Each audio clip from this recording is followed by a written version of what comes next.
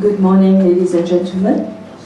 I'm Madhvi Gokool, the Registration Services Manager at AFRINIC.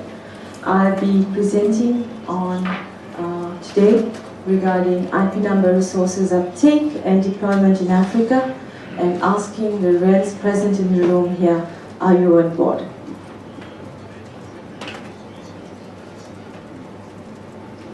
During the presentation, I'll talk about the IP number resources. Some of you may know what they are, some of you may not know.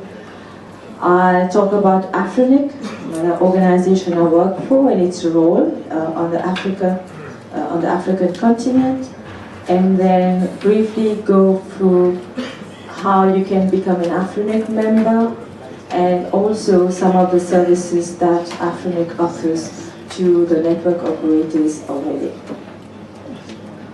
So the internet number resources that we're speaking about are IPv4, IPv6, and autonomous system numbers. The characteristics are that they're public, unique, and finite, especially in the case of IPv4. Uniqueness being that they are to be used on the internet, and they must be present, they must be unique, so no other organization must have the same IP resources, otherwise connectivity to the internet would not work as it should be. So why should organizations, especially even if the universities present in the room, the research and education networks present in the room, what is the importance of you to benefit, to get your public IP resources for your organization? First of all, first and foremost, it gives you an independence from your ISP. So you can, the resources are attributed to your organization. You use them on your network. You're not satisfied with your provider, the service that they're giving you, you can move on. You have IPv4, you're ready to deploy IPv6. Your provider says, no, I don't do IPv6. You can easily change providers and go to another provider that will allow you to scale, to develop your new initiatives, to scale your network operations. Okay, as you're growing, you don't need to continuously ask your operator for IP addresses. You come to AFRINIC and you ask AFRINIC for IPs, IP resources, you're given them, and you can deploy, you can carry on deploying your networks. It also allows you to have an identity. So when the university says, hey, I'm doing IPv6, I'll look at the university name and I'll think, let me see if really they're doing IPv6. Have they got their own IPv6 block? Because then it gives more legitimacy. And where will I query that? It's registered usually on the AFRINIC WHOIS database. Because as a regional internet registry, we have to keep the registration. Okay? So it gives you an identity and it gives you legitimacy when you say, I'm deploying a network, I'm doing this, I'm doing that, and somebody querying the AFRINIC WHOIS will be able to know exactly what are the resources you're using. And it will also allow you to move away from the limitations of NAT. Okay? Network address translation, for those who are techies. As much as it's being used a lot in our region, it is not that good. It's not good. So some of my colleagues say it's evil. Okay? So when you get your own IPs, you're allowed to scale, you're allowed to eliminate NAT from your network. And in this community here, where you're building research and education networks, you do not want to be limited by some NAT protocol that your engineers have to implement because you don't have enough public IP resources to use. So where comes AFRINIC's role in there? AFRINIC is the regional internet registry for the African continent. Okay. Our service region is all the countries on the continent as well as some islands in the Indian Ocean. Okay. How we operate, we have to implement number resource policies. We'll talk shortly about the resource policies later on. And also, we were formed and we had, as part of the ICP2 document that the ICANN that ICANN had developed, and we had to meet certain guidelines in there. And as part of our operations, we are bound to our members, also the members are bound to us, by the registration service agreement. There are some clauses in there that we have to adhere to, and some that our members have to adhere to. And we also have the AFRINIC bylaws that guide the organization as a whole in its operations. So some of the resource policy objectives, especially for IPv4, because that was what was prevalent at that time, is conservation. So we issue based on justified needs. Some of you have already had meetings regarding how you should justify the needs for IP resources. Aggregation, meaning you aggregate as much as possible to minimize the size of the routing tables. Uniqueness, any resources that are attributed, for example, to WACREN shall not be attributed to NGREN, for example. And registration, meaning all the resources that we have issued to our members are registered on a public database, which is called the WHOIS database. So as up to last week, when I was finalizing these slides, we had about 29.2 million of IP addresses. When I joined AFRINIC in 2010, it was roughly about 50 to 60 million of IP addresses. And what we've realized is, as the other regions have started depleting their resource pool, other regions meaning other continents except Africa, that the usage uptake in our region has increased. And also, there is also the uptake, the network deployments that have happened in the African service region, where we've had mobile operators, for example, who have become the new ISPs, giving internet access to their customers, meaning they have become one of our biggest members at the moment. So last year we issued slightly bigger than a /8 worth of IP addresses to the AFRINIC members. The first 2 months of this year we issued about 4 million. Okay, that's a quarter of a /8. And the number of IPs under evaluation last week was 3 million, as at last night it was 4 million. So that means we, AFRINIC, the trend that we have observed, approving and issuing more IP addresses, the trend is continuing. Meaning that somewhere during this year or early next year, we would reach the last /8. And also, like, as a result of the other regions, like Ireland, the US has no IPs at all. LACNIC, they have run out, but they have small number that because of one of their policies that called for reservations. EPINIC and RIPE NCC, they reached their last /8, 2011 and I think 2013. And they had one policy that was then limiting the number of IPs that they could issue to their customers or their members.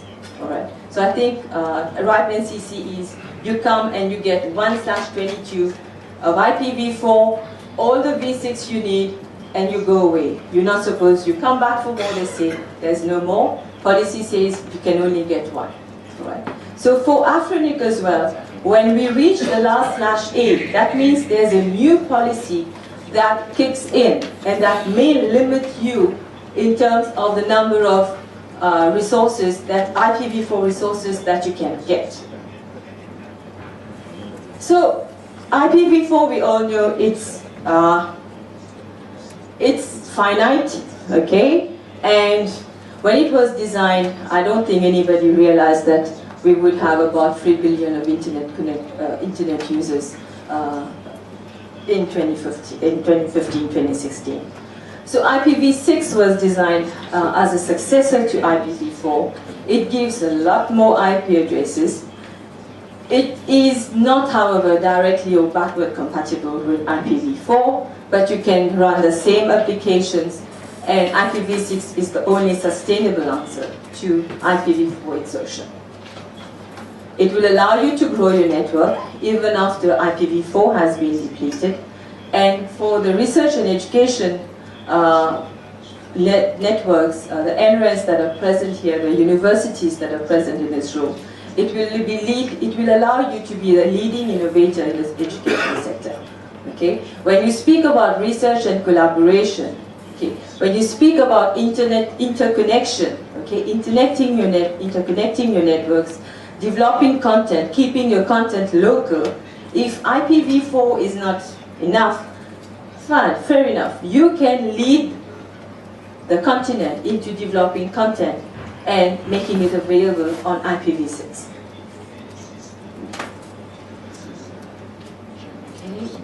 So while doing this presentation, I knew we had a WACREN.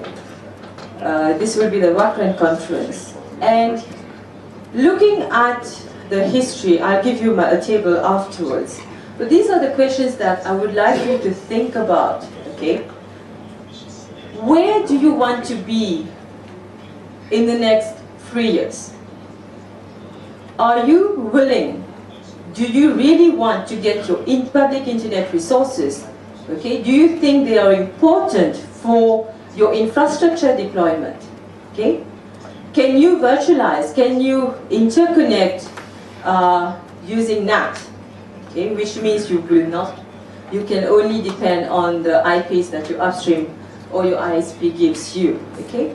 And will you wait for IPv4 exhaustion to happen in our region to request for IP resources? Because at the moment, if you submit an application, we evaluate against the current policies. There's no ceiling to what we can approve to you. But after we reach exhaustion, I think that there would be a ceiling eventually as to what an African organization can get. Okay? And do you see yourself interconnecting, setting up networks without IPv6, knowing that the rest of the world have run out of IPv4 and are deploying IPv6? Okay? At some point in time, deploying IPv4 on your network may cost you much more than deploying IPv6. So what will you do then? So an overview of the NRENs in West Africa, I used the WACREN website as a reference. So in there, what I saw was we have 3 NRENs that are AFRINIC members. Garnet, they have completed the application. I think we're just waiting for payment and contract signature. And all the other RENs are not yet an AFRINIC member. They have not started their application yet. And based on the conversations that I've had since Wednesday here with some of these RENs, I'm glad to say that I've seen the interest, okay? We've had face-to-face conversations that enabled me to guide you into how you can submit your requests, etc. So, AFRINIC as an organization, and that was since quite a while ago, we facilitate research and education networks with universities and NRENs as well, financially, in terms that we offer a 50% discount as long as we satisfy that these organizations, they could demonstrate the exclusive use of the resources for not-for-profit academic or research activities. Okay, that has not been reviewed, I think, since the fee schedule is 2008. So for the past 8 years, we have been giving 50% discounts to educational institutions. So I encourage you, if you're not yet on board, to start applying, bearing the 50% discount in mind. The AAU had helped us. They had one initiative about 4 years ago. Boubacar knows about it. And it was very successful in getting a number of universities getting their IP addresses because they could benefit from further discounts as well. So, but never mind, those funds have been depleted because of the uptake. Now the 50% discount still remains. I encourage you to come on board. So our invoicing is we bill yearly. okay, and instances where your billing category would change is when you get more IP addresses. Once you get IPv4, you can request for IPv6. We give it to you free of charge at the moment, okay? The fees model does not include IPv6, and it is based on IPv4, and the services that accompany it. Reason being that the smaller organizations get to pay less, and the larger organizations that have the capacity to pay more, you know, they can pay higher fees. So we have, if you have a legal presence in the Afrinic region, I encourage you to meet me after this session to discuss as to how you can become an Afrinic member. We'll go through the membership request overview. I'll do the teach and approve, or like the teaching in face-to-face meetings, because then we can discuss the particular challenges that your organization could be facing. And we've realized that there are some blocking factors in there that can be deblocked, you know, while talking. You know, I've done that since Wednesday. I'm sure a lot of you are going away reassured that once you submit your applications, you will eventually be getting the resources. A word of caution, we will see a lot of network deployments, new infrastructure being set up in this region. So what we request you to ensure is that your equipment support IPv6, and also that any networking equipment routers support 32-bit ASNs.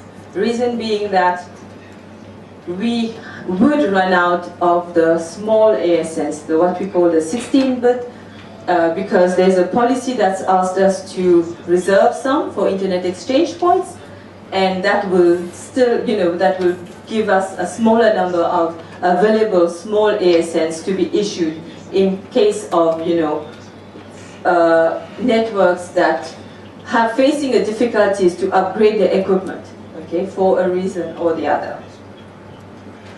For those who are members and for those who want to be members, once you're on board, it's important to maintain accurate and valid information in our databases. We'll guide you as to do that. For those who are members, if you think people have left your organization, you can come and speak to me. I will advise you how to proceed.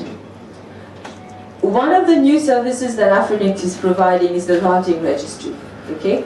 So for the infrastructure operators that have been using the RIPE NCC routing registry, we urge you now to migrate to the Afrinic routing registry.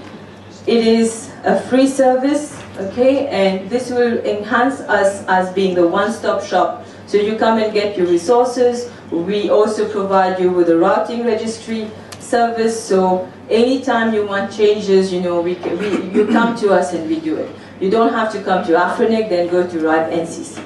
The other problem is that RIPE NCC, they have an open routing registry, but their community has been asking them to start restricting that routing registry to the members.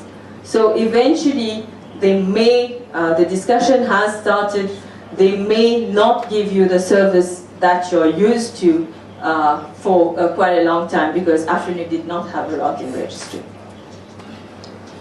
And one of, there are more than one benefit of the resource membership, but one of them is that the resource members can elect the directors on the board, on the Afrinic board, okay? To do that, you will need a BPKI certificate, especially if you are not attending our face-to-face meetings. That will allow you to vote online.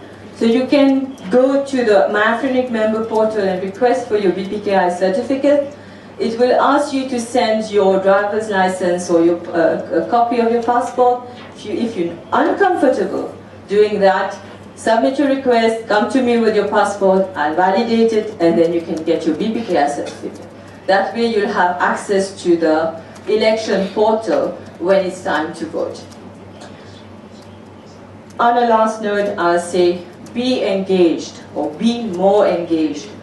I've met a couple of participants in this meeting who I've seen their name commenting, discussing on our public mailing list, especially regarding the resource policies.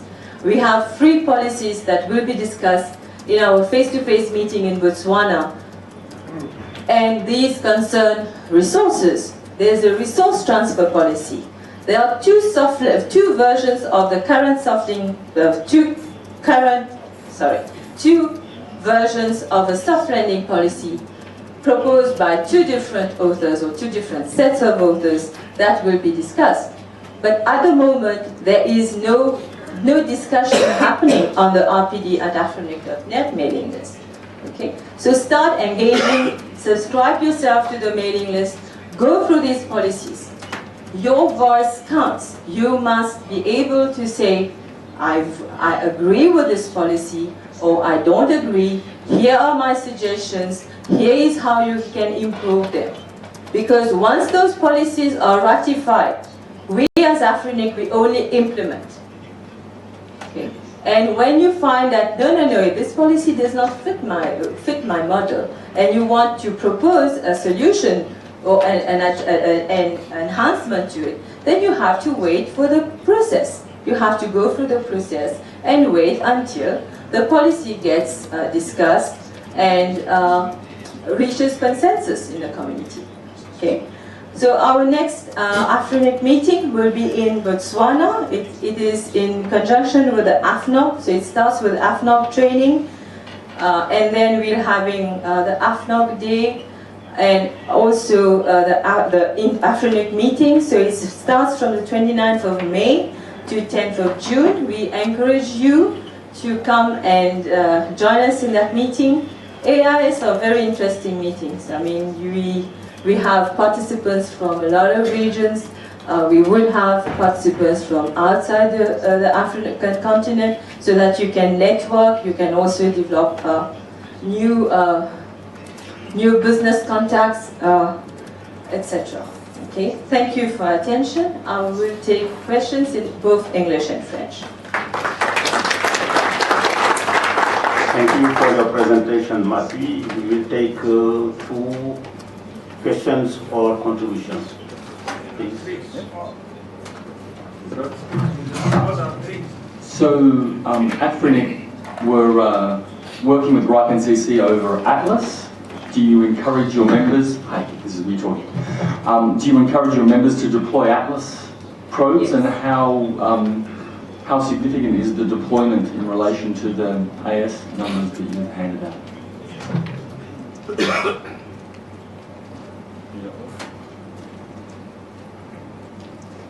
Yes, okay, thanks.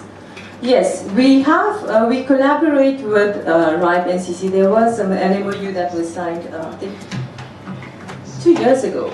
Okay, so we've set up a website where we encourage our members to get the Atlas probes. So we've set up a process there. Alain, when he was working with us, he was driving that. The research and innovation team drives that. Okay. So yeah, I forgot to put it in my slides here. So any of you, if you're interested to get your RIPE Atlas probes, it is meant for statistics purposes. You know, it does not sniff into your networks. Okay, it does not pose any security issues to your networks. All right. So we encourage you to get your Atlas probes, but there's a process that has to be followed. Like for example, I did not bring any with me now. You can request it from the RIPE NCC; they'll ship it to you. Okay, next questions. Yeah. My name is Charles Wadia. I'm the chair board of trustees at Eko-Konnect, a cluster of NGOs. Aside from the inevitability of transiting from IPv4 to IPv6, what would be the cost? Is there any word of comfort for those who are already on the IPv4 moving to IPv6? What exactly will be the cost?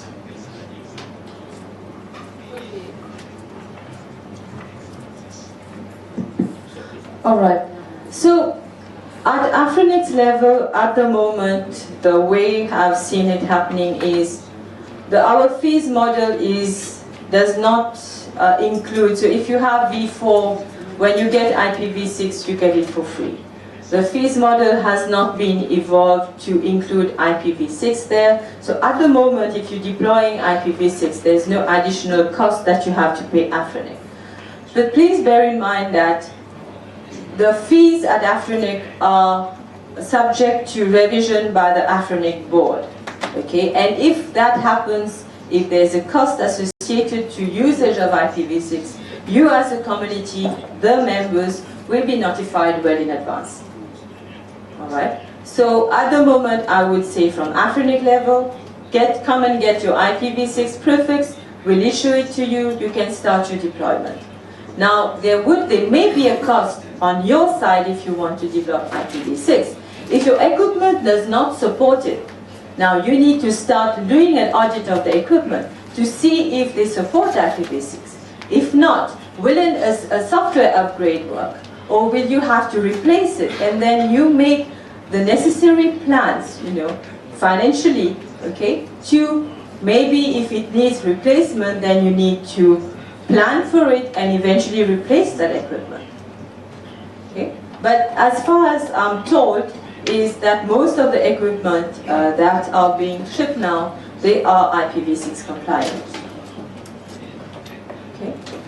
Okay, thank you. We will take the last question. Ouais.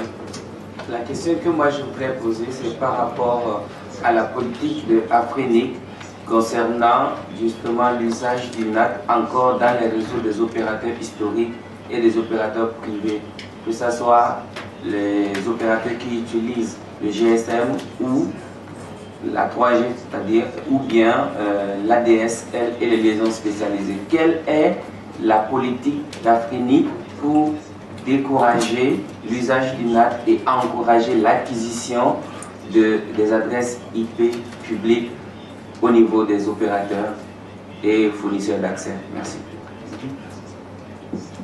Bon, en ce moment,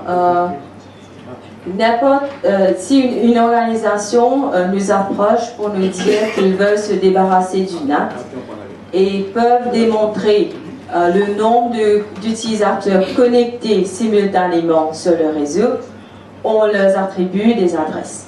Okay? Nous décourageons l'utilisation du NAT et cela se fait dans les conférences, dans les sessions de formation IPv6. Okay? Nous encourageons les opérateurs à se débarrasser du NAT. S'ils n'ont pas assez d'adresses IPv4, ils peuvent se débarrasser du NAT et implémenter l'IPv6. Okay? Malheureusement, ce qu'on observe, nous, dans l'industrie, c'est qu'il y a des opérateurs qui continueront à s'en servir du NAT. Et là, je pense, c'est aussi il nous faut des initiatives de leur clientèle, okay, pour demander des services, okay, et exiger les services, okay, qui, avec le NAT, ne marchent pas. Okay? Et s'il le faut, vous bougez vers un autre opérateur qui vous donne des services que vous avez besoin comme client, et il n'utilise pas le NAT, okay? Il utilise peut-être IPv4 s'ils en ont assez, ou IPv6 pour tout. Okay? Merci. Thank you very much. We will go to the next presentation about personal UI and eduGAIN federated login. Is Antoine. Oui. Alain. Alain.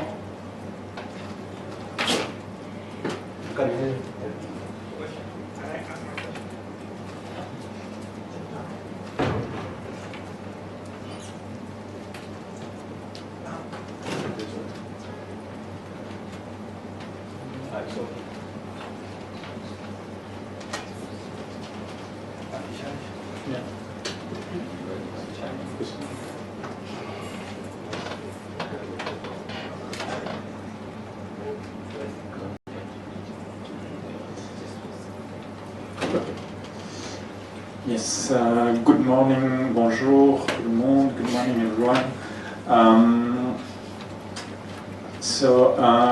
I will present you today persona and the perfsonarUI and how it can be useful in multi-domain federated environment and more particularly in the WACRN environment.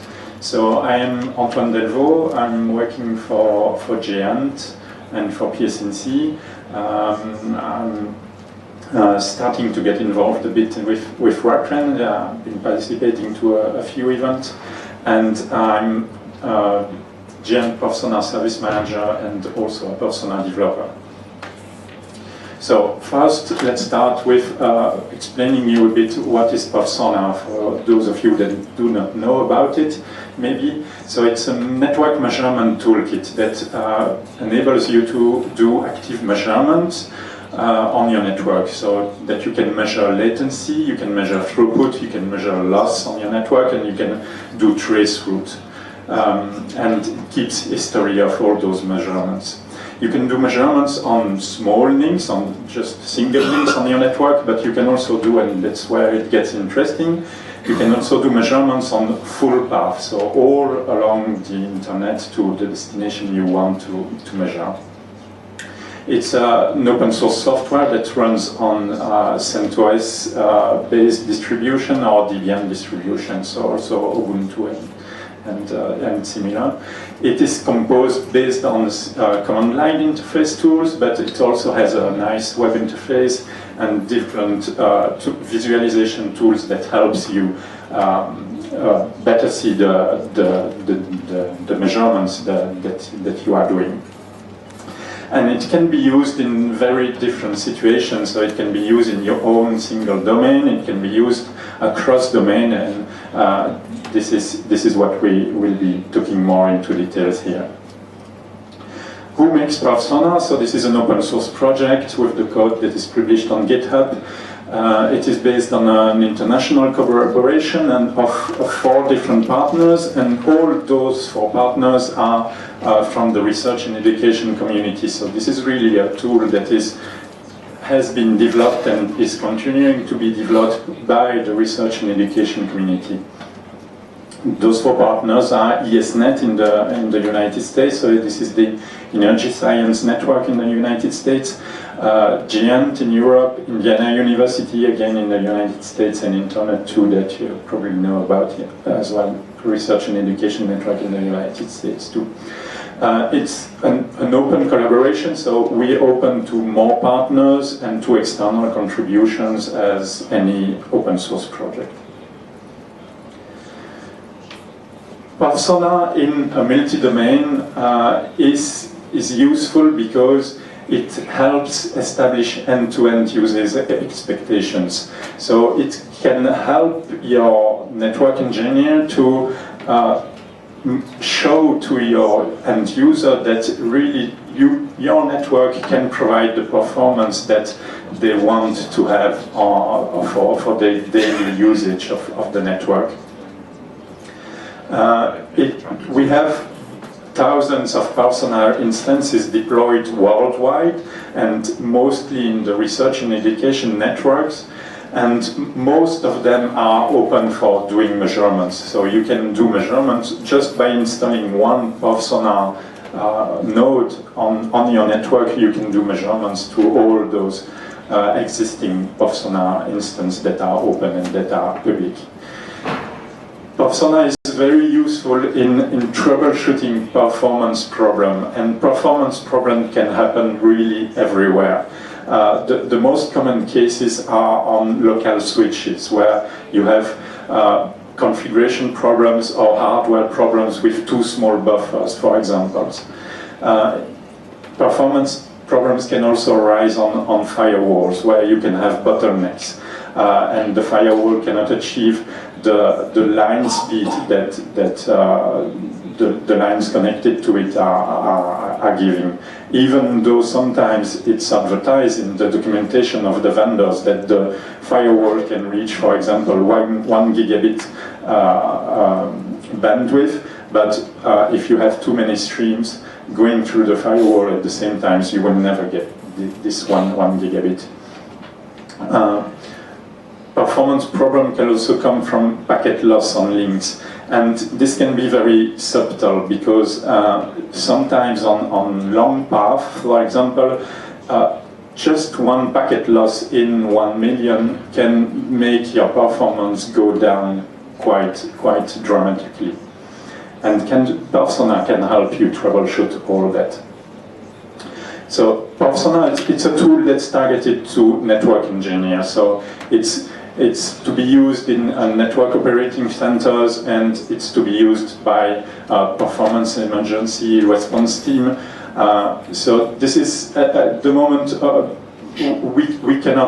we do not aim at the usual end user to use Persona, because putting it in place and reading the measurements needs to know about networking and things like that. So it's a more advanced tool for the network engineer.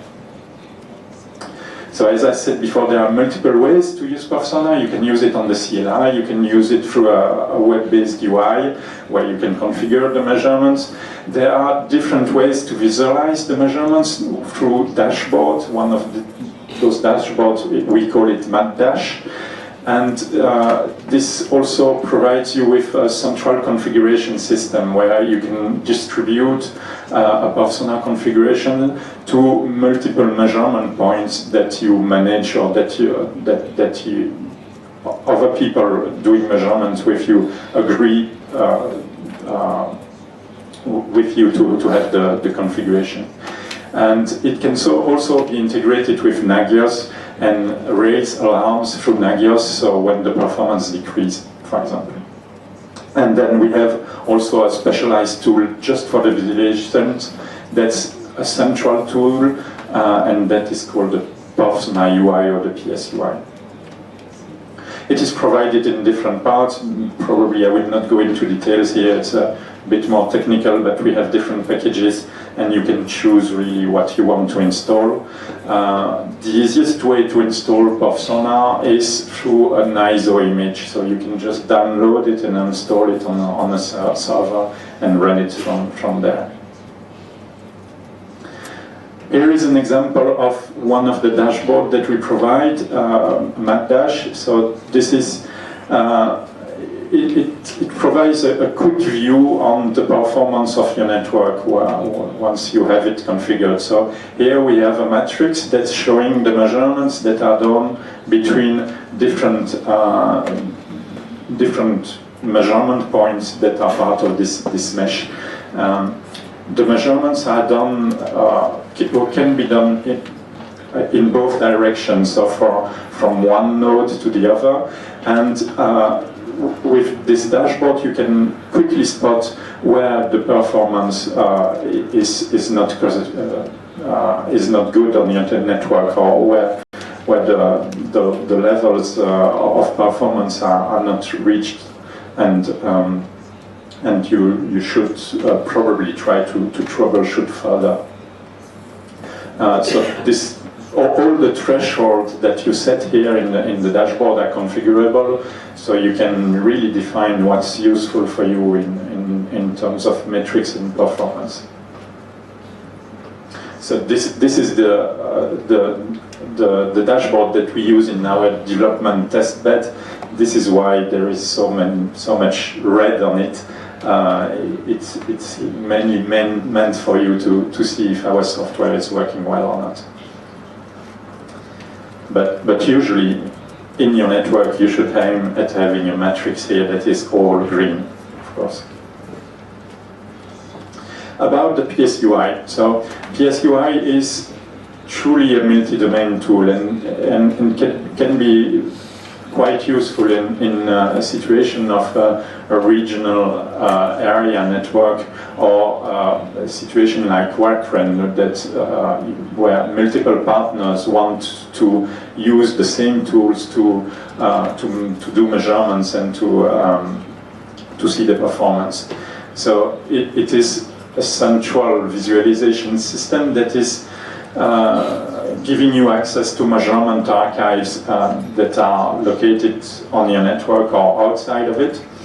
And it also provides ways to trigger measurements on demand. So you can look at historical data and past measurements, and as well do measurements on just when you want to do it. It's making use of the lookup service. The lookup service is a persona specialized service where every measurement point that's running persona registered to. And through this service, this is a directory of all persona nodes that are public and available for everyone. So the PSUI provides you with the list of all the measurement points that are available. And as you can have access to measurement points that are outside of your network, that are in other domains, in other research and education network, this is really a multi-domain tool that's useful to have when you're troubleshooting end-to-end performance problem. This is an example of what the perfsonarUI interface looks like. So here on the top of the screen you see a list of the different measurement points that are available. And here we have historical data, so the PSUI is asking the measurement archives to have all the measurement data and then plotting it. We have here on the graph in the middle in red, this is the delay that is measured on a link or on a path, and the loss or the duplicated packet.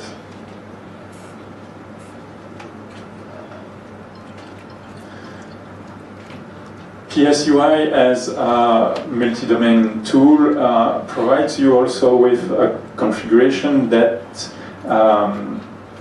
where you can have multiple authentication sources. So you can, for example, use a federated access to the PSUI, and by this way giving access to this web interface to multiple users and users coming from other organizations and other research and education network.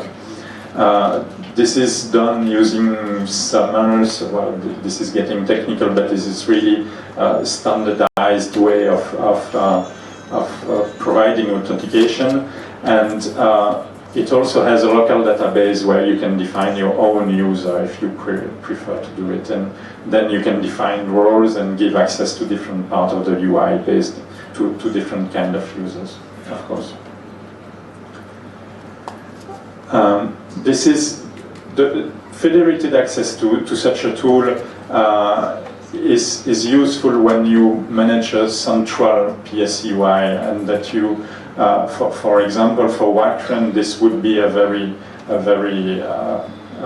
useful situation where WACRN could run a PSUI and provide access to the different NRN in the region, and to look at the measurements and to look at the performance that is there. So we have a demo instance on the GAIN network that you can try for yourself. It currently needs an eduGAIN credential to access the web interface. So I think the WACRN Federation is not yet part of eduGAIN, but hopefully it will come later. And there are plans to deploy a PSUI instance on the WACRN network once the network is there, or even a bit before, actually. So yeah, quickly through this.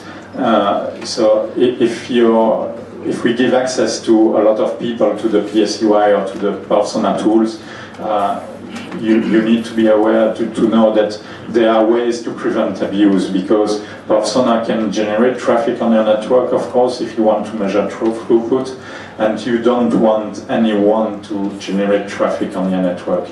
There are different ways to restrict the usage and to prevent abuse of your network resources, and care should be taken in configuring this, really. But we can provide help about that. So is perfsona useful in the WACRN region? Yeah, I really think so, yes, because we are in a multi-domain environment. WACRN is a regional research and education network, and seeing the performance in the whole region would be really useful, I think. And then we can see performance improvement in the region between the different NRNs, but also globally to the other research and education network worldwide, to the global research and education community. And perfsona is a tool that can be used by advanced user that knows about network, but those users are really everywhere in your users. So we have seen a lot of researchers making use of perfsona, as well as students, engineering students preparing their research on network are interested in perfsona. And perfsona helps you really to establish end-to-end performance and see where on the path from the university to another university, where do you have issues, performance issues. So, for example, this is a measurement that have been running for a bit more than 24 hours, and it measured the performance between a server that is located in the University of Lagos and a server that is located on the snRER network here in Dakar. And the performance that we see is not that good, I would say. Because we get, when conditions are good, meaning during the night, we get 150 milliseconds round trip time, and during the day it gets worse and a lot worse. So hopefully, once the WACRN network is in place, we will see those measurements go down a big level. Probably it could be divided by 4 or by 5 in terms of round trip time. And I think this is why perfsona would help if it is being deployed now, or we start deploying it now in the WACRN region in the different NRNs. Because we will really see, that way we will see the improvement that the WACRN network can bring to the environment and to your networks. We have started working towards that, so we had WACRN organized a network monitoring and measurement workshop last September in Nigeria, and part of this workshop, one day in it, was a training on perfsona. So I know a few people from the NRN and region participated in that training. So we have people that knows about perfsona in your team, in your network. So it just needs a bit of willingness, and we have resources, we have skills, I think, now, and we can start deploying perfsona node in the WACRN region, starting just with one measurement point in each network would be good, and then we can set up a measurement mesh across the WACRN region and see how the network that is going to be built in the future will improve those performance. Just a few contact details if you want to reach us. Don't hesitate to write to me directly or go to the website to download the software, subscribe to the perfsona user mailing list. This is the global perfsona user mailing list where everybody that runs a perfsona node is invited to go and to participate. Okay, thank you very much. As we overflow with time, we will take only one question, please. Okay.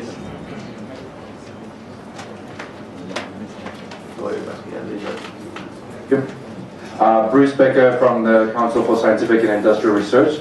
Thank you for the presentation. I just wanted to make a couple of comments about potential collaboration between the West and the South of Africa. Since about 3 years, we've been having a dedicated perfsona activity in snRER, And so we're measuring the national research network performance, particularly for the science communities in South Africa. This is obviously paired with the things that are happening with ESNet in the States and with GEANT in Europe. So one of the things that we suffered quite a bit with was to provide the correct performance to research communities. For example, the H3A community, which is a Pan-African bioinformatics community, they couldn't get the advertised bandwidth or the advertised performance of the network, and perfSONAR helped us a lot to ensure that they were fixing bottlenecks. In fact, this community started off building its own network monitoring system, and collaborating with the NREN, we managed to resolve some of the issues. I think that if WACRN had to have some kind of regional presence of perfSONAR sites, would be very useful for the upcoming SKA activity, because most of the traffic has to come on that network, and it's going to be very difficult to debug. So this is a message to WACRN, to the West African NRENs. Please try to coordinate the technical deployment with snRER. And yeah, we have a dedicated activity in snRER that you can peer with, and we look forward to hearing from you. Thank you. Yeah, thank Thank you you. very much. Donc, Okay, I'm sorry, that was a contribution, so I have a question. please. Yeah, my name is... I say that we will only take one question. We will continue discussions at the table. Okay, we also overflow time this time. Thank you very much. We take the next presentation about enabling virtual research and education in environment monitoring with Mr. Pehrson.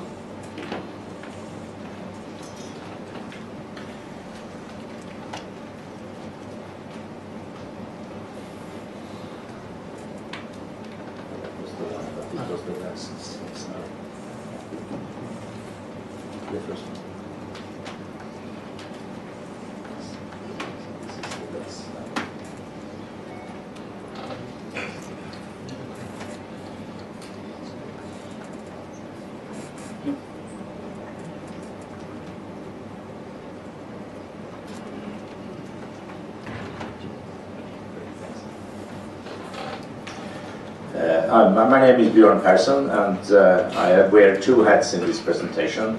One is the European Union-funded SkiGaia project that those that have been here the whole week have heard about before.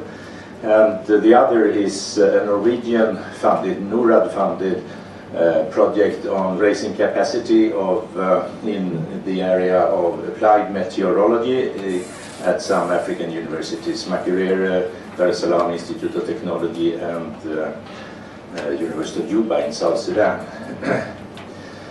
So the issue is environment monitoring. It's focused on weather, and my role in it is to come up with a design for weather stations, affordable weather stations that can be deployed in Africa.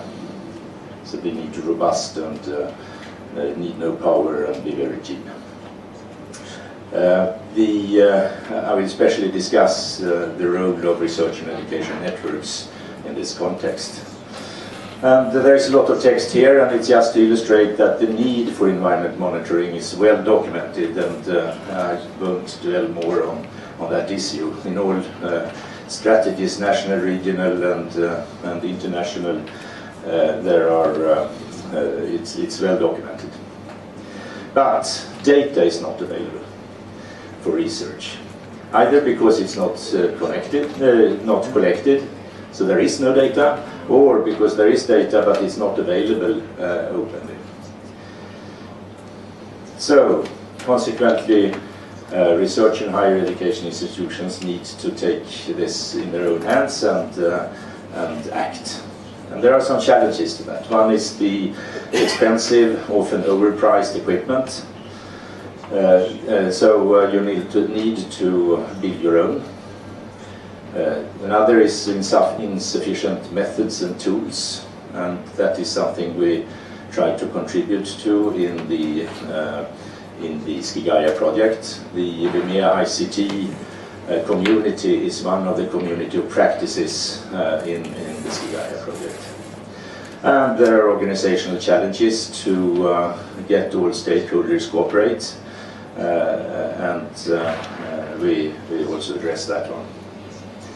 There are some facilitators here, emerging technologies, Internet of Things, for example, and 3D printing, manufacturing methods are becoming available, affordable, and easy to use. So there is actually hope for designing low-cost weather stations, and we are focusing on wireless sensor networks and spend a lot of effort in benchmarking with the commercial weather stations being used by the meteorological agencies to do benchmarking. Another facilitator is the science gateways that you heard about, and especially in this context, environment data management systems, including repositories, getting access to high-performance computing to do the weather analysis and forecasting. So the project is not really only about the weather stations is as one part, it's also the analysis and forecasting and also dissemination of data to end users.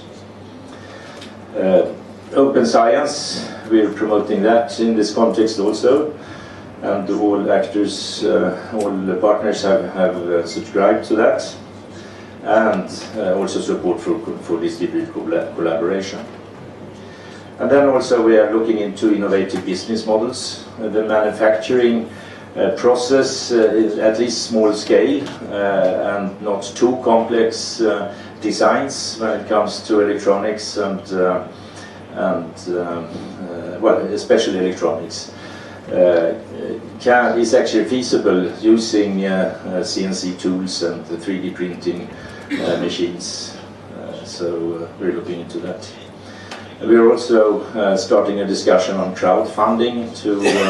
The Norwegian project includes funding for 70 weather stations to deploy it in Uganda, Tanzania and South Sudan. But there is an interest also from other countries, and we're looking into opportunities to extend the budget to crowdfund, especially equipment and local traveling when deploying the stations. And as said, the manufacturing process. And rents, of course, is a facilitator, and I will come back to that.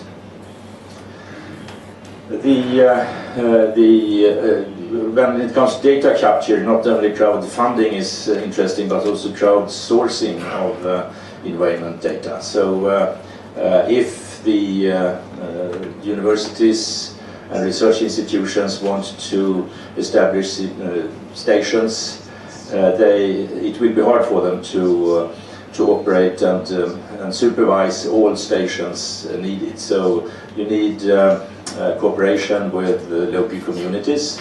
And there are successful programs in different countries, especially in the US with the Citizen Weather Observation System network. And they are combined with a support for deployment, but also quality assurance program. And we're looking into what kind of quality assurance support we need to supply.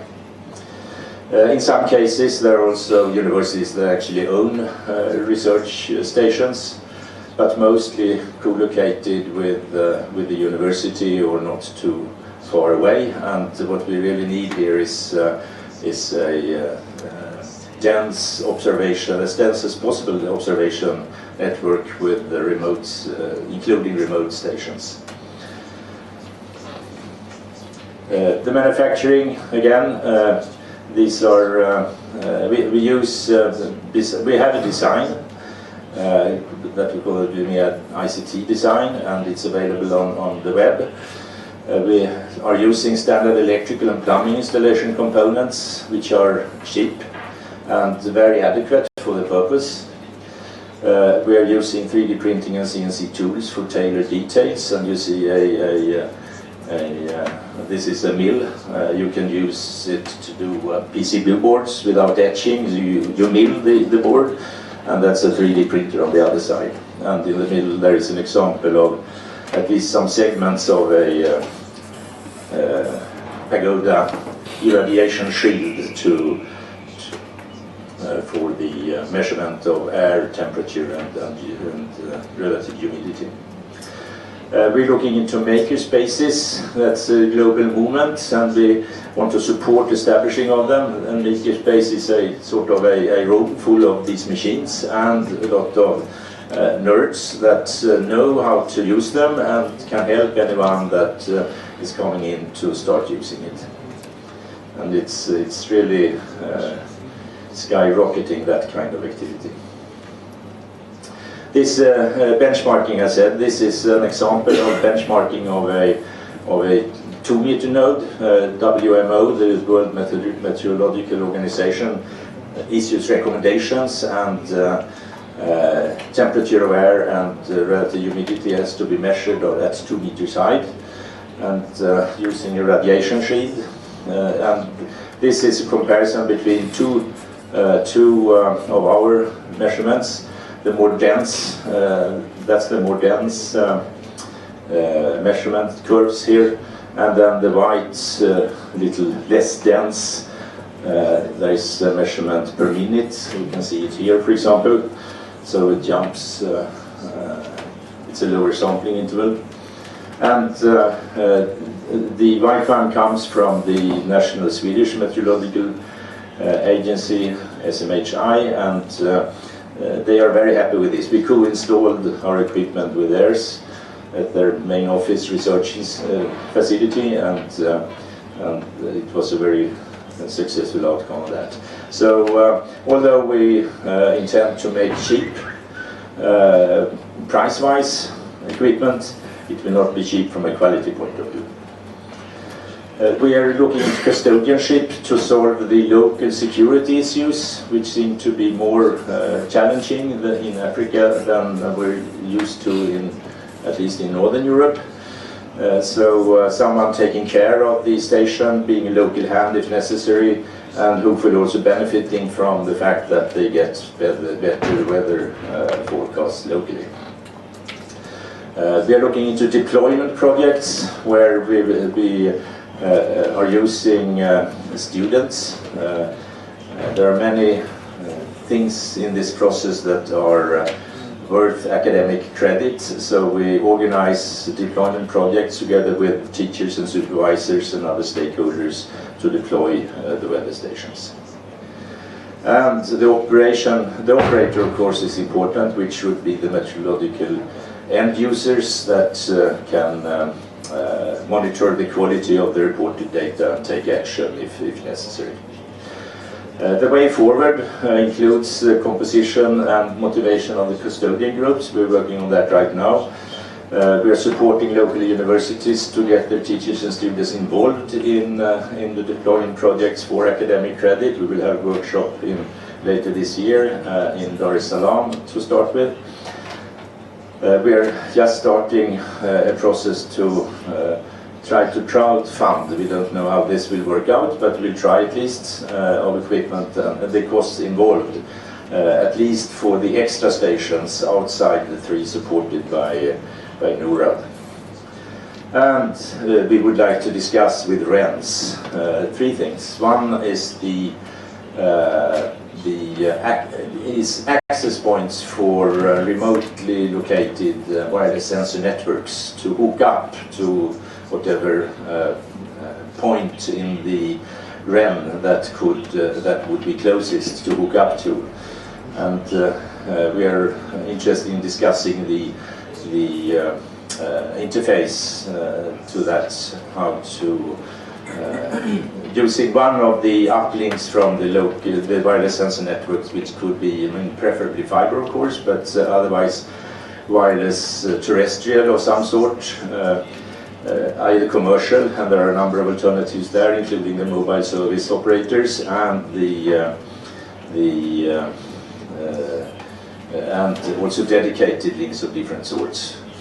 And if that doesn't work out, there are these days also affordable satellite alternatives when it comes to short burst data. It's not much data in each reading. They come periodically, but not much. So short bursts of data can affordably be uplinked via satellite.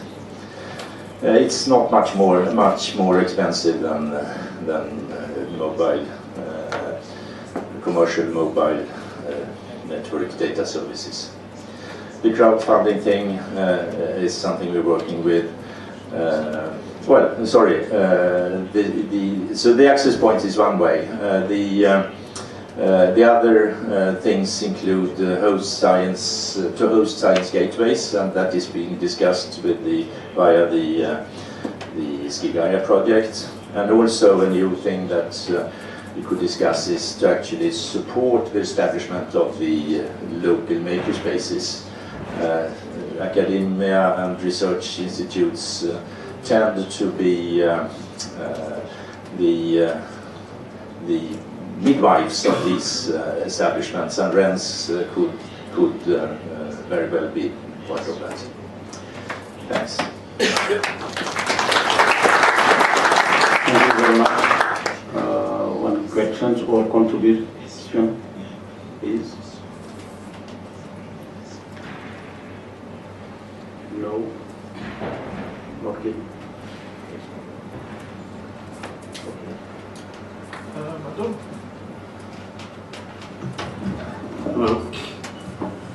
I was just wondering if you could expand a little bit on what you're doing in terms of getting support from RENs and institutions to basically deploy the sensors and host science gateways on the networks. I'm just curious as to what extent you've run in your discussions, or if you could give some more information about the organizations and RENs you're discussing with.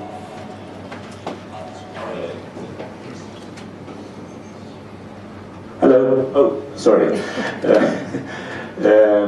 Yeah, in the VMEA ICT project, we're happy to have the CEO of Ternet, Amos Nungu, as a representative both in SciGaia and the VMEA ICT project. So Ternet is sort of in the process, and some of you might know that I've been working for a long time with Amos Nungu to establish rural broadband networks, and that will be one area where we deploy these things. And that rural network is actually part of Ternet. So Tanzania is no problem. Uganda is fairly close because Julian Sansauti, who is the project manager of the whole VMEA ICT project, she is talking to RENU about this. And we are discussing with some potential custodian organizations to connect them via the RENU once they get that far in the process. South Sudan is a challenge, a big challenge, because they are not connected to the internet at all. They don't even have their top-level domain registered yet. That is in process, and I know that Tim Kelly, somewhere here, from the World Bank, is working on that. So it will take time, though. So we have to find other solutions during the duration of the VMEA ICT project, which actually ends about the time when Tim Kelly can come in and build the NRA there. So that's the VMEA ICT partners. We are also talking to Somaliland, and our contact there is the Vice Chancellor of Benadiv University in Mogadishu, and he's also, as far as I understand, after the renewal of the board, a member of the board of Somaliland. And I have personally been working with Somaliland for many years, so we have good contacts there. They lack a network, though. We are also talking with Professor Gibenga. I don't dare to try to pronounce his last name, but he's in this room somewhere, and yeah, there is. And there is an interest in Nigeria, and I know that he's very closely talking to OMO and others here. So those that we are actually working with right now, we are also, they are well aligned with the RENs. So and we're also talking to Mozambique, where they also have still different sorts of challenges, but the people we are talking to there are also very close to the NREL. Thank you. Thank you very much, Mr. Costa. Now the last presentation is Steve Song.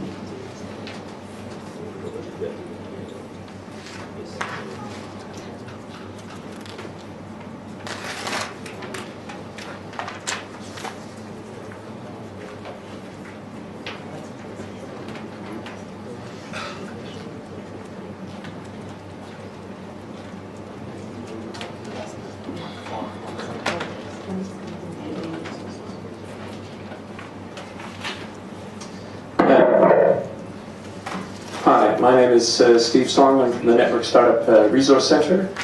I'm going to talk about dynamic spectrum regulation this morning, which is a dense and complex topic, which I'm going to try and address in less than 15 minutes. So you must consider this something of an amuse-bouche, or something to whet your appetite to learn more about it.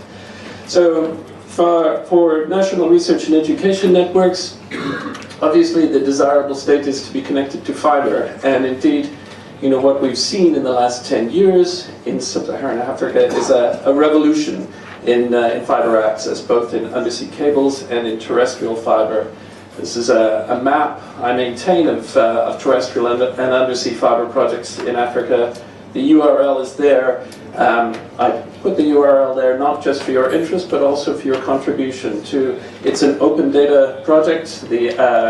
All of the information is downloadable in a variety of formats, and but we're looking for feedback to improve and correct the map and to make it more complete. But where the fiber stops, wireless technology takes over, and that's what I want to talk about today, is how we get access to wireless technologies.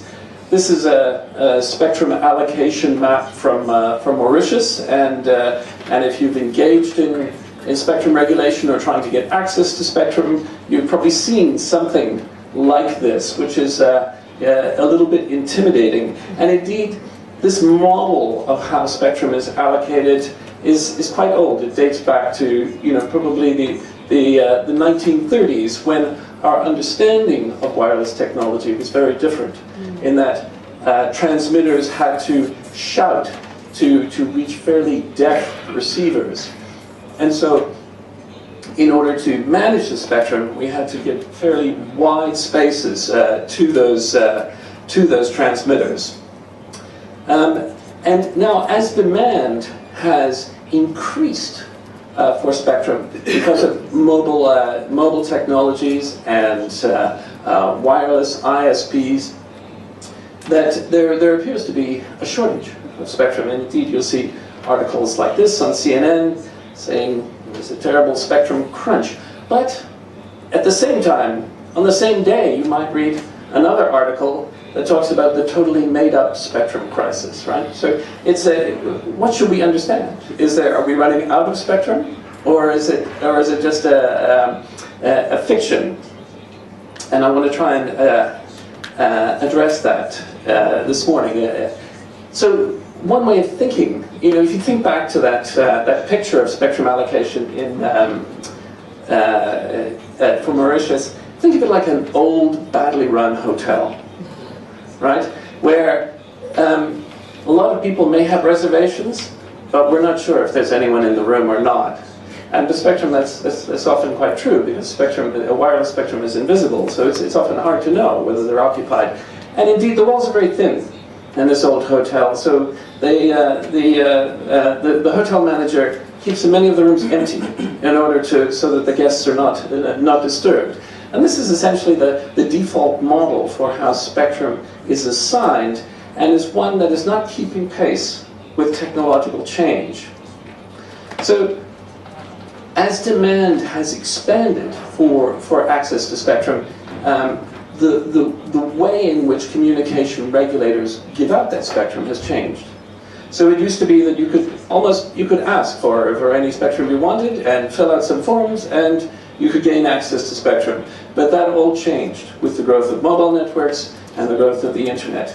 Now spectrum is at a premium, and you can see that the dominant model now for giving access to licensed spectrum is through auctions. And auctions are proving to be quite expensive. So in last year in the US, $45 billion was spent on access to some 3G/LTE spectrum in the AWS band. India last year, $18 billion. And if we were talking about creating affordable access solutions, adding that kind of tax onto access is problematic, and it also makes it impossible for, say, research and education networks to gain access to that kind of spectrum. And indeed, it's also very hard to do, because when you conduct those kinds of auctions, they're often subject to challenge if the incumbents don't get what they want. So South Africa is a very good example of this. The South African regulator has been trying for the last 6 years to conduct an auction in the 800 and 2.6 gigahertz bands, and unsuccessful, mostly due to challenges from the incumbents as to the format of the auction and how it's done. There are other methods of assigning spectrum. So in Kenya, the regulator made a deal with the largest operator and gave out a large chunk of spectrum in exchange for building a police network, and $75 million. And that was subject to challenge from the second operator, Airtel, who thought that was unfair and has gone through another process since then. In other cases, Rwanda, the government has decided to build a national wholesale network itself and make that available to everyone. The jury is still out as to how successful that is going to be. So we're in this challenging environment now where there's huge demand for spectrum, and we don't really know what the best way of making it available is. But there's one exception to this, and that has been the growth of unlicensed spectrum. So here's the Mauritius spectrum allocation table. In a tiny, tiny little chunk of spectrum here and here, there has been this huge growth of technology and traffic, to the extent now that this is a study I think that covers about 50 countries, that in terms of smartphone and tablet use, over 75% of the traffic, the internet traffic that travels on smartphones, actually travels over Wi-Fi. And this is a completely unintentional outcome. Nobody planned for Wi-Fi to be the huge success. What made it a success was that there was no regulatory restriction on the use of Wi-Fi, except for the type approval of the equipment, that it was available for anyone, and the rule was that everyone had to play nicely with each other, and that has proven to be a massively successful model. Here's another example from the UK, where at any given time of the day, you can see that most traffic, that's the blue traffic, is traveling over Wi-Fi versus 3G. But there are obviously limitations to Wi-Fi as well, in that there are relatively small chunks of spectrum that are available for that use at 2.4 and 5 gigahertz. So what else can we do? And I want to talk about a particular piece of spectrum in particular that I think illustrates an alternative that sits somewhere between unlicensed Wi-Fi and licensed. And that's the television spectrum band, or the UHF bands that run, say, between 3 and 800 megahertz. And in 2006, African countries agreed collectively that there would be a transition from from analog to digital broadcasting. And that transition would take about 9 years. So the deadline was June of 2015. And how has that gone? Well, this was news from April of last year. And I don't mean to pick on Ghana, they're by no means unique here. That the Ghanaian digital migration had been pushed back to February of 2016. And here's the news from yesterday, that Nigeria and Ghana have committed to 2017. And indeed, there are only 5 countries on the continent that have actually completed the digital transition. Now, what I want to say about this is normal. It's normal for spectrum reallocation to take this long or longer. But we have a problem because something else is going on at the same time. So I want to take you back in time for a minute to 2006 and get you to think about the things that did not exist when this decision to change the spectrum allocation took place. So things that did not exist. The smartphone did not exist in 2006 when this decision was taking place. Netflix existed, interestingly, but its primary delivery mechanism was the US Postal Service in 2006. Tablets did not exist, and the sons and daughters of tablets and streaming services, so Netflix on your mobile device, those didn't exist, and other things like Spotify. So an entire generation of technology has emerged at the same time, and a technology that relates to broadcast has emerged at the same time. So we have a problem. Regulation cannot keep up with the pace of technological change. And we have this tremendous opportunity because in this spectrum, the UHF spectrum, there are hundreds of megahertz of unused spectrum right now. In the majority of countries in sub-Saharan Africa, is 1 or 2 major national digital or terrestrial broadcasters, meaning that there's a lot of spectrum available, and it's spectrum that's particularly good for non-line of sight access. So for rural access or complex situations, it's fantastic spectrum. So dynamic spectrum is a means of spectrum regulation that says, we're not going to give it to you for free. It's not unlicensed. It's not free for all. But neither is it licensed per se. It's a secondary use of the spectrum. So you're allowed to use the spectrum as long as nobody else is.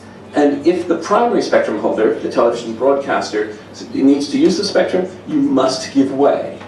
So it's a much more flexible approach to spectrum assignment, and one that creates tremendous opportunities, especially for organizations that are interested in providing access in unserved areas. And indeed, sub-Saharan African countries are actually at the forefront of the deployment of this technology. So in the last 4 years, I think more than a dozen countries have actually deployed pilots, mostly in Eastern and Southern Africa, mostly connected with universities, in fact. So the National Research and Education Network in South Africa, TENET, hosted the first TV white space trial.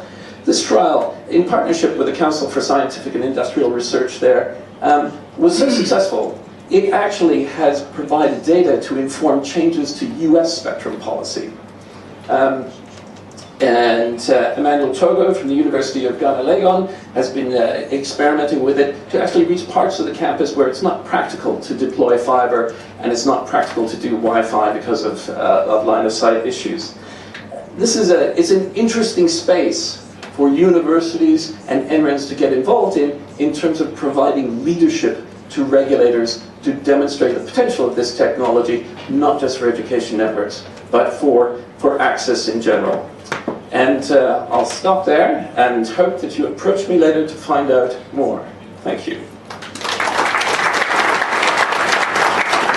Thank you very much. Questions or contributions? One question, please.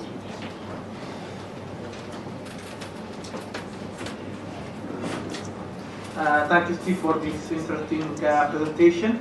I just had one question about dynamic spectrum. I imagine when you use that spectrum, you have some investment.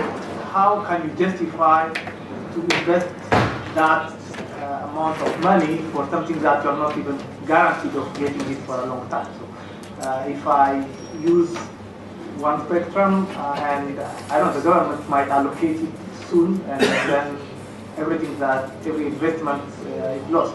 So how do they deal with that? Hello. Yeah, so the fact that you have to move out of the spectrum if the primary spectrum holder uses it doesn't mean that you have no spectrum. It just means you have to find another empty space. And in Europe and in North America, this may prove a little bit challenging because that spectrum is quite crowded. But in sub-Saharan Africa, there is a lot of spectrum. And with the transition to digital terrestrial broadcasting, there's even less spectrum being used by digital broadcasters because they can fit so much more into a single television channel. So, and even as the 700 and 800 megahertz bands are assigned to mobile network operators, there's still hundreds of megahertz of spectrum available. So it may be a problem sometime far into the future, but not for the foreseeable future. Thank you very much. You have a question or contribution? Yes, it's a question. I don't have Bakar. I don't know, Steve, I was not in the room all the time. Did you share your experience on the attitude or reaction of regulators, for deployment of dynamic spectrum, especially in Africa? So it depends on which regulators you talk to. Some are very forward-looking and progressive, so I would say Malawi and Mozambique are at the forefront of these changes. The head of the regulator in Mozambique has used universal service funds to deploy a network there. Similarly, the regulatory agency in Malawi leads this process. In other places, there is huge resistance. The mobile network operators, the GSM Association has come out publicly to say, we don't like this. This is not what we think is the future. We prefer to have our solid licensed networks, and that's perhaps not surprising. The success of Wi-Fi and unlicensed spectrum points to a much more dynamic future for spectrum management, and I think that everyone in this room can play a role in actually getting into that dialogue, which is largely dominated by the incumbent operators and needs voices from the academic community, presenting the other side of the argument. Thank you very much. Thank you very much. We have the last and short presentation from Thompson. The title of presentation is Using High Impact Resources to Improve Research Output. Yes, you're going to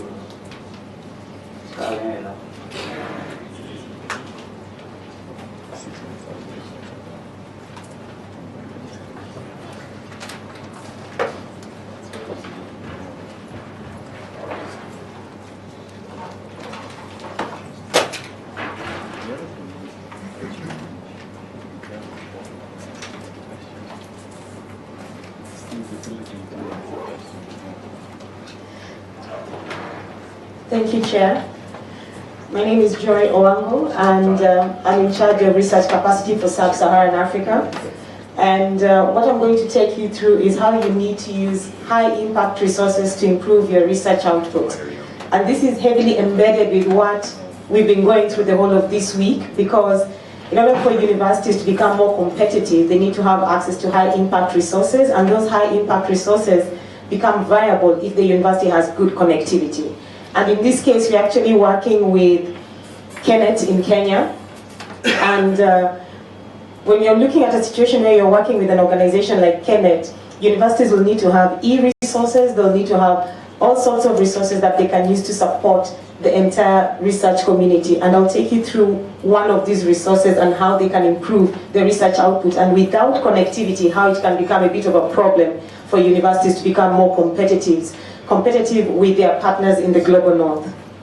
Now, there's a growing correlation with investing in high impact research and improved livelihood. So this graph actually shows you an increase in citation based on investment of resources, high impact resources within countries.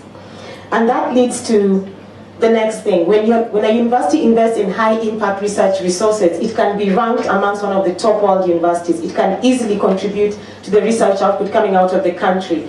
It can easily get funding, it can easily get collaborators. There's a good reason why University of Cape Town is what it is and Harvard University is what it is right now, because they've invested in high impact resources.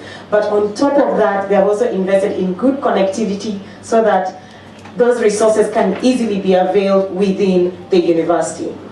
Now, that resource that comes out from the university is normally used by think tanks, is used by governments, and is also used by ranking institutions to show the performance of the institute, to show the performance of the country in general. And it proliferates in attracting funding for the entire university and the country as well. So when you're looking at the ACE centers, the African Centers of Excellence, if you're looking at the African Development Bank centers within academic institutes in Africa, they're based on investment of high impact resources, but then only those high impact resources are relevant within universities that have good connectivity because they are all internet based. So what do these resources do? They help in 3 areas. They help you discover research, get funding, get collaborators. They help you apply that research. You're able to innovate, gives you ideas on how you can innovate your research and also how you can commercialize that innovation. The lack of high impact resources has led to loss of innovation in this continent, and that loss of innovation is due to lack of information. And when you just go back to the start, it's because the university itself maybe did not even have a good connectivity base to support the resources within the university. How does it help in the 3 levels within the universities? When you're looking at students, it guides them on where to get resources to read, where to publish, where they can get their titles for their research, where they can get their funding, and how they can profile themselves. With the research manager, so when you're looking at DVCs, it helps them guide the university on getting topics and access within their community, getting collaborators, and also how to measure their performance. What about the Vice Chancellor within the university? How does this high impact resource help them? It helps the university look at itself in how it can benchmark itself against other universities within the country or without of the country, and how it is performing at an international level, and also looking at the innovation plans that can accelerate the visibility of the university. So in a nutshell, it helps, the high impact resources are able to guide universities on how they can be world-class, how they can accelerate innovation, and also further how they can create business and commercialize the innovations coming out of the resources. And as I talk about these resources, it is heavily embedded on having good access to connectivity. Otherwise, these resources are useless for universities. So how are select West African countries and Central African countries performing, and universities? In this select list of countries, in the last 35 years, Nigeria is leading in terms of publication output.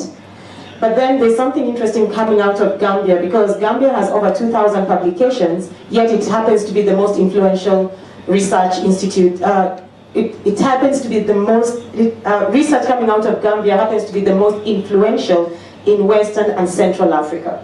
And this is based on the kind of collaborations they've made, the kind of funding opportunities they've made. It's just not an issue of producing publications, but also producing high impact publications. It also makes you question what have they invested in terms of high impact resources and the kind of connectivity they've invested within their university so that they can support the high impact resources.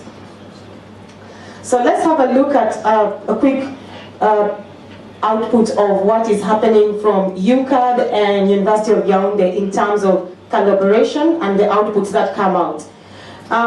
One thing that is very unique is that UCAD's collaboration with Yaoundé has produced 154 publications, and that is the same for University of Yaoundé. And UCAD has also produced 154 publications out of that same collaboration. However, the one thing that is very unique between these two universities is that UCAD is in partnership with Abdus Salam International Center for Theoretical Physics. This is the largest center on theoretical physics in the world, based in Trieste, and it has already won 4 Nobel Peace Prizes for physics. So, in order for a university to attract such kind of collaborations, what does it need to do? It needs to invest in high-impact resources. And in order for those universities to support those high-impact resources, they need good connectivity to support the entire system within the university. So how do you get such high data to make informed decisions? The database is called the Web of Science, which some of the universities in West Africa already have. And it helps you find high-impact articles, it helps you discover emerging trends, it helps you identify high-impact collaborators and institutes, it helps you find donors, it helps you create reports and benchmark the performance of the institute. And it has over 1 billion cited references dating back to 1900. And all this information can be got from journals, conference proceedings, books, patent data, and data sets. And that leads me to saying that in order for a university to be relevant, in order for a university to be competitive in this continent, we need to look at 2 things. Other than connectivity, you need to look at investment in high-impact data. And leading to your question about Somalia, I can connect you to CIMAD University because they have connectivity. We are working with them, and they've already produced 294 high-impact publications. Thank you. Very much. Thank you, everybody. It is time to take a coffee break. Thank you.